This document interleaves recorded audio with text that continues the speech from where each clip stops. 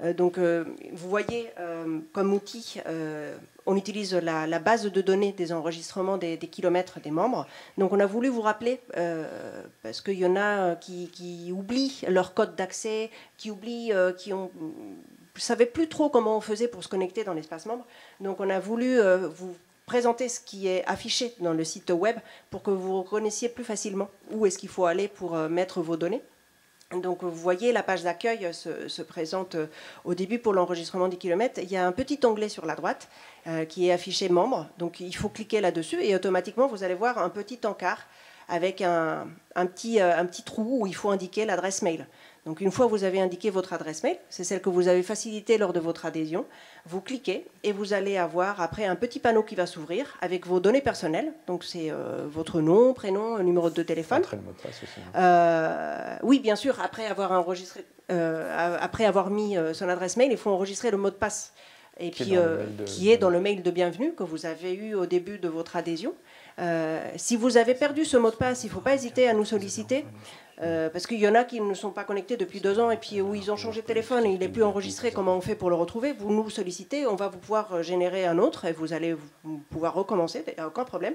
Et une fois que vous l'avez mis, vous cliquez dessus, vous allez avoir votre page personnelle avec vos données personnelles. Et juste en dessous, un petit listing, en fait, que c'est la partie basse de la diapositive, où vous allez avoir le visuel de vos courses déjà réalisées qui sont validées. Donc il faut mettre la date. Tout à fait à gauche, vous enregistrez le 12 septembre 2025.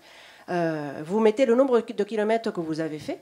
En commentaire, le nom de la course. Et il ne faut pas oublier de cocher si c'est une rando, si c'est une course à pied, si c'est du vélo ou autre. Parce que vous pouvez faire également des trails, par exemple, qui vous considérez peut-être que ce n'est pas de la course à pied.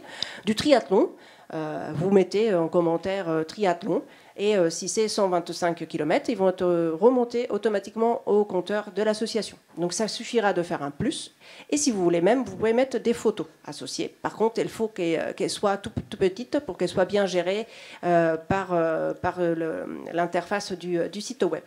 Donc si vous êtes en difficulté, encore une fois, dans l'accueil, vous voyez que lors de votre enregistrement de mot de passe, si ça ne marche pas, vous avez un petit encart en noir, nous contacter. Donc tout de suite, nous, on va recevoir un petit message pour voir que vous êtes en difficulté. Vous nous dites « j'y arrive pas » et on va vous appeler, mettre un SMS, mettre un mail, peu importe le moyen de communication. Donc Alain, qu'on souhaite dire la bienvenue, a été en difficulté pour la création de son premier mot de passe. Ben, on l'a accompagné, on l'a aidé. Maintenant, il enregistre comme un grand, ses kilomètres, c'est super. Et puis, il remonte au compteur automatiquement. Donc si vous avez un doute, n'hésitez pas.